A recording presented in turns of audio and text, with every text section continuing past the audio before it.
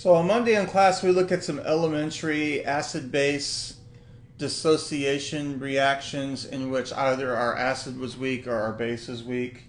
I'd like to go back to that general equilibria and show how we can derive the Henderson-Hasselbalch equation, which is useful once we begin taking a close look at the neutralization of a weak acid with a strong base or a weak base with a strong acid. So let's consider our hypothetical acid HA. And HA is going to be dissolved into an aqueous solution. So HA is aqueous. We have liquid water.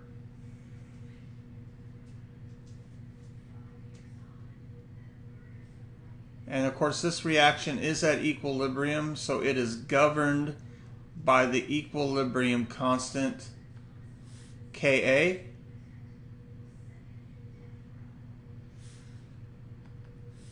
And our products will be hydronium ion, which will also be aqueous,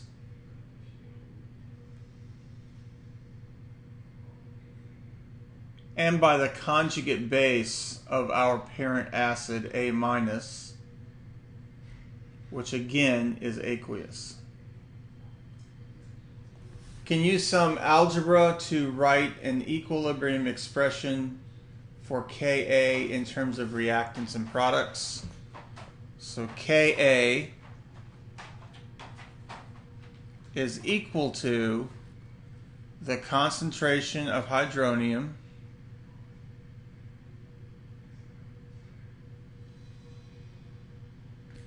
times the concentration of A-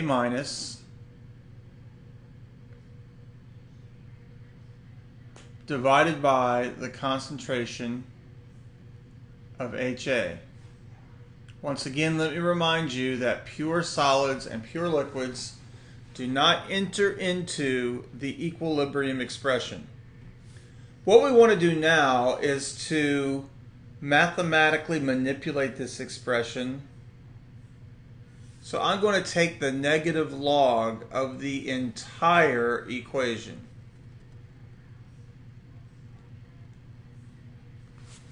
And I will obtain the negative log of Ka equals the negative log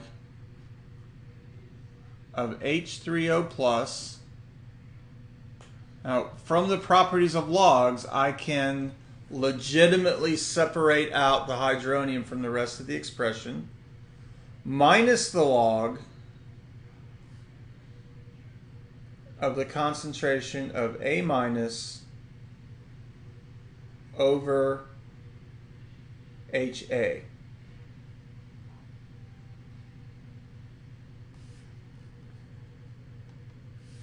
The negative log of Ka is better known as the pKa. The negative log of hydronium is better known as pH. And of course, I will keep the last part of this expression the same, minus the log of the ratio of A- to HA.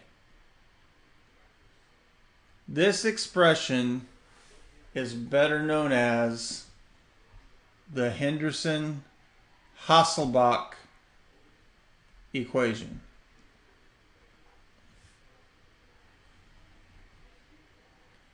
Real important result that we will use throughout the next couple of weeks in class to solve practical problems.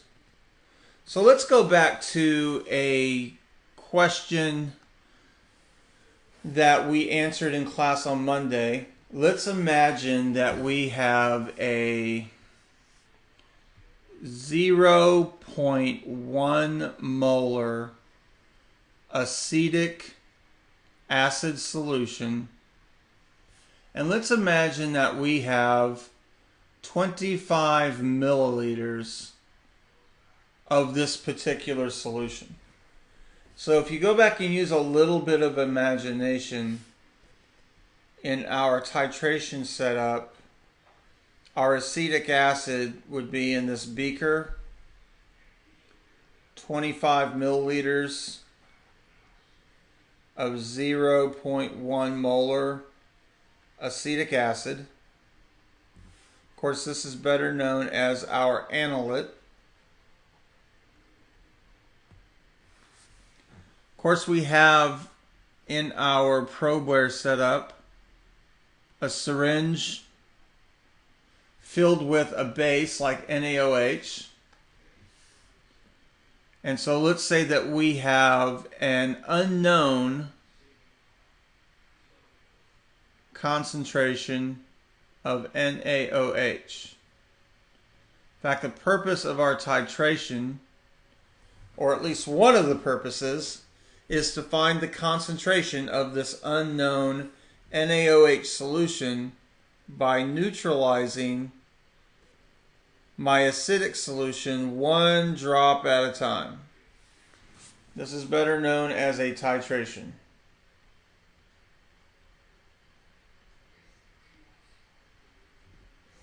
And of course, in a titration curve, we're going to collect data where we have pH as a function of volume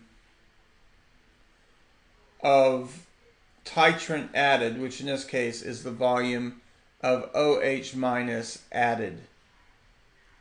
And if you recall from the lab that we did last week, we should obtain a titration curve. It looks something like this. At this inflection point,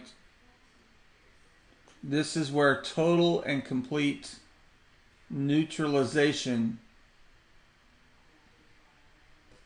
occurs. This is where the moles of acid is equal to moles of base. Moles of HA equals moles of OH minus. Again, to set the stage, because what we're going to do now is calculate some critical points in this titration curve. Then we're going to go into the lab and do an experiment in which we either validate or correct our theoretical predictions. In an idealized situation, the pH that we predict for each point should be equal to the pH that we obtain experimentally for each point. This is part of a pretty massive problem that I will give you guys on a take-home test. It's a classic Gen Chem 2 chemistry examination question. And so we'll piece this together step by step. So why don't we first start by calculating the the pH of our acetic acid solution before I add any NaOH at all, which should be review. So we'll use the ICE methodology to do this. I have acetic acid, which I'm going to abbreviate as HAC, in water. Of course, this reaction is at equilibrium and is governed by an equilibrium constant at room temperature that corresponds to 1.8 times 10 to the minus 5. My products are hydronium. Of course, that is aqueous. And acetate, which again is aqueous. Initially, 0.1 molar. No products are formed. We know that I will convert some unknown amount of my acetic acid to product. So at equilibrium, I'm 0.1 minus X, which we approximate as equal to 0.1. Again, because our initial concentration is much larger than our Ka, and I'll have X for each of my products. Now applying the equilibrium constant in terms of reactants and products, we get 1.8 times 10 to the minus 5 equals X squared over 0.1. That's 1.8 times 10 to the minus 6 equals X squared. 1.35 times 10 to the minus third equals X, which equals hydronium. Take the negative log of hydronium, and I find my pH is 2.87. Just like we did in class on Monday. So our initial pH before any base is added should be 2.87. This is 0.1, where I've added 0 milliliters of NaOH.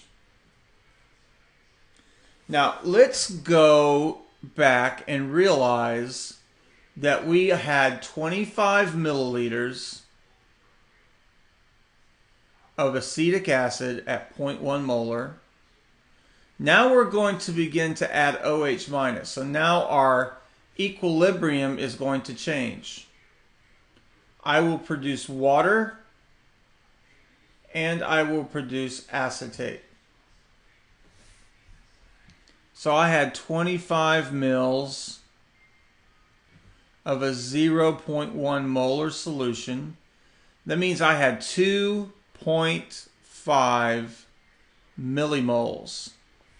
And let's imagine that I add 5 milliliters of a 0.1 molar solution. So I've added 0.5 millimoles of base. That means at equilibrium, 0.5 millimoles of this base is going to neutralize 0.5 millimoles of acid. That'll leave me with 2 millimoles. It'll leave me with no base, but it will produce 0.5 millimoles of acetate. Going back to the Henderson-Hasselbalch equation, I know that my pH is equal to my pKa plus the log of A minus over HA. pKa of acetic acid is 4.74 plus the log of 0.5 over 2. And all I have to do now is to mathematically simplify this and I will get a pH. And I hope it makes sense that the pH should be greater than 2.87 because I've begun to neutralize an acidic solution whose pH before I added any base was 2.87. So quickly, I'm going to do this math.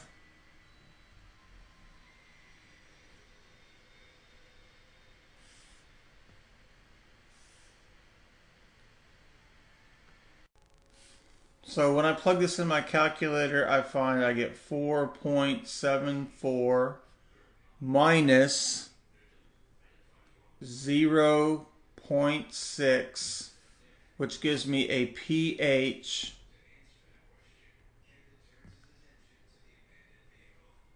of 4.14. This is greater than 2.87. My pH makes perfect sense. So I'm going to stop the podcast here. What I would like for you guys to do is applying the same methodology. This method will work until you get exactly to the equivalence point. So in setting this up, let's choose 10 milliliters of base. Let's choose 15 milliliters of base. Let's choose 20 milliliters of base. Let's choose 24 milliliters of base. Let's choose 24.5 milliliters of base. Let's choose 24.9 milliliters of base. Let's choose 24.99 milliliters of base. That's a lot of individual calculations, but I want you to begin to see that the huge jump in our pH is going to occur as I approach the equivalence point, which is 25 milliliters. And certainly I will represent this problem in class tomorrow, and we can also work each of these data points so that you get at least a little bit of experience on how you handle a problem like this.